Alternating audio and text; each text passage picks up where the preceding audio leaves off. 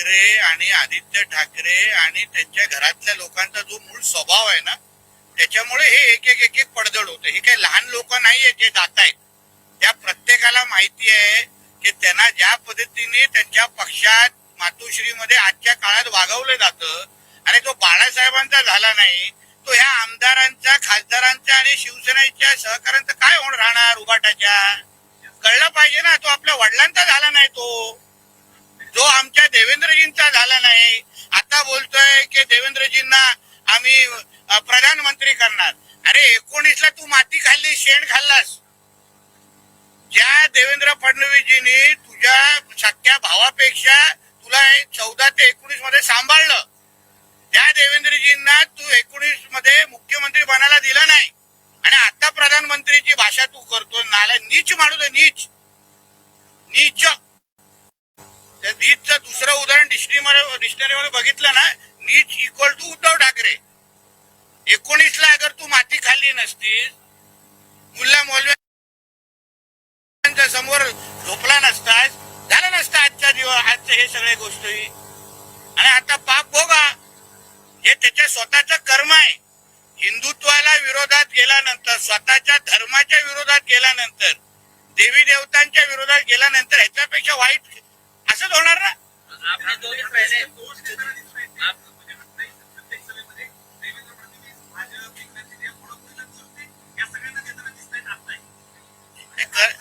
एक लक्षात घ्या, पहिले गणेश नाईक साहेब, मग राणे साहेब, मग राज साहेब, मग एकनाथ शिंदे, भुजबळ साहेब बाळासाहेबांच्या काळात.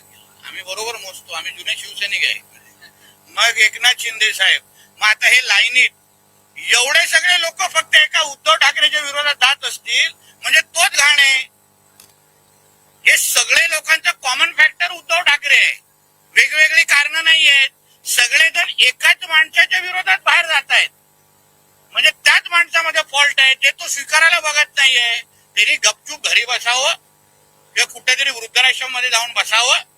तर आता त्याचं तेवढंच काम राहिलेलं आहे. बाळासाहेबांना त्यांच्या शेवटच्या काही दिवसामध्ये जे त्रास, जे छळ, यांनी जे छळला ना स्वतःच्या वडिलांना, त्याचा तो भोगणार आहे. आता आमच्या राणे साहेबांसारख्या माणसा जे जेवणाच्या ताटावरून उचलला हे ना, त्याचा तो भोगणार आहे. आता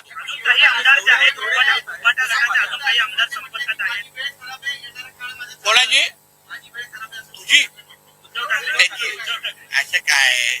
आता वेळ खराब त्यांनी स्वतःवर आणली. अहो 14 ते 19 मध्ये भारतीय जनता पक्षाबरोबर असताना किती चांगली वेळ होती, किती चांगला राजासारखं ठेवलेलं आमच्या देवेंद्र फडणवीसजीने. त्याच माणसाच्या विरोधात तू त्यांना मुख्यमंत्री व्हायला दिलं नाही, त्याला षडयंत्र केलं, स्वतः जाऊन शेण खाल्लं आणि आता बोलतो त्यांना प्रधानमंत्री करा. तर लाज वाटत नाही. आणि आता मोठं सगळ्या आमदार खासदारांच्या घरी, अरे तूच फॉल्ट आहे, तूच राजकारण सोडला, तू घरी बसला, सगळं नीट होईल. आता तुझ्या मुलाचं भविष्य किती अंधारात तू टाकलं तरी विचार कर ना. आता सचिन आयरेजींसारखा ज्येष्ठ माणूस जातो, लहान माणूस नाही. कामगार क्षेत्रामध्ये, वरळीमध्ये, ह्याला 4 शाखा प्रमुखाची तरी नाव माहिती आहे काय? आमच्या पेंग्विनला माहिती आहे का? नाही माहिती. हे सगळे मेहनत करणारे सचिन आयरे आणि सुनील शिंदेजी आहेत. सुनील शिंदेजींना पण सांगतो, नका राहू उद्या तिकडे, काय फायदा नाही आहे तिकडे राहून.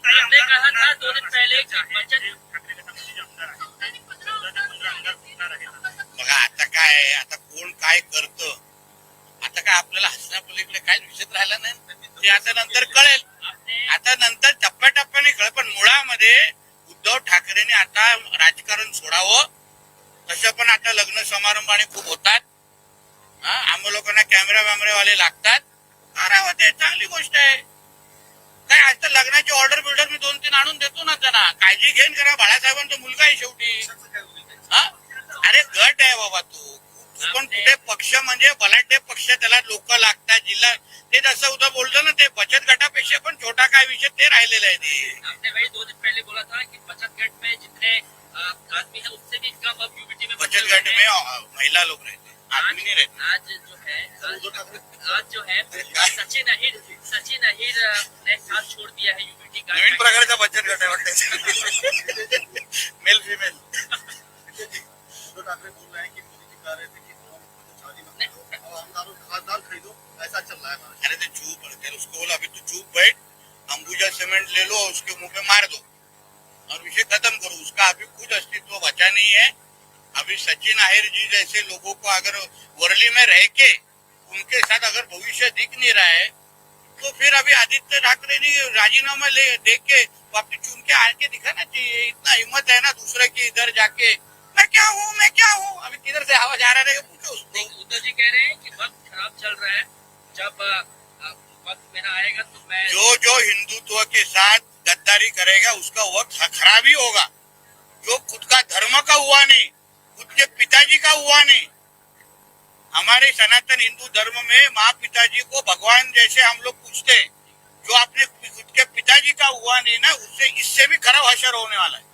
ये हश्र हम लोग कुछ नहीं, उसका खुद का ही कर्म है वो। हम लोग को कोई किसी को करने को नहीं लग रहा है। वो खुद ही ने जो उसने अपने खुद के पिताजी के साथ, अपने खुद के साथ हिंदू धर्म के साथ जो किया, वही वो भोग रहा है आदमी।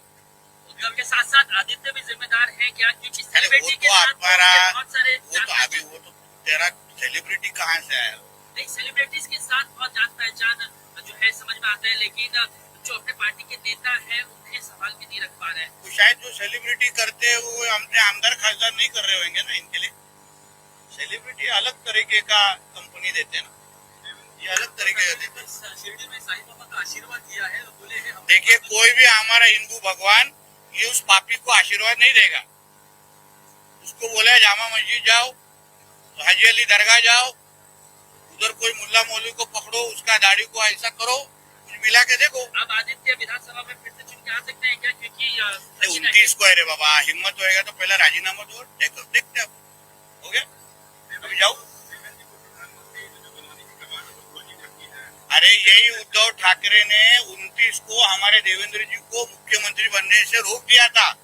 महाराष्ट्र के जनता ने देवेंद्र फडणवीस जी के नेतृत्व के सरकार, जो युति की सरकार थी, शिवसेना बीजेपी की सरकार थी, उसमें देवेंद्र जी को पसंद करके वापस मुख्यमंत्री बनने के लिए मैंडेट दिया था। यही उद्धव ठाकरे ने गद्दारी की, बेईमानी की और देवेंद्र जी को मुख्यमंत्री बनने से रोका। और आज वो प्रधानमंत्री की बात करता है, नीच आदमी है वो।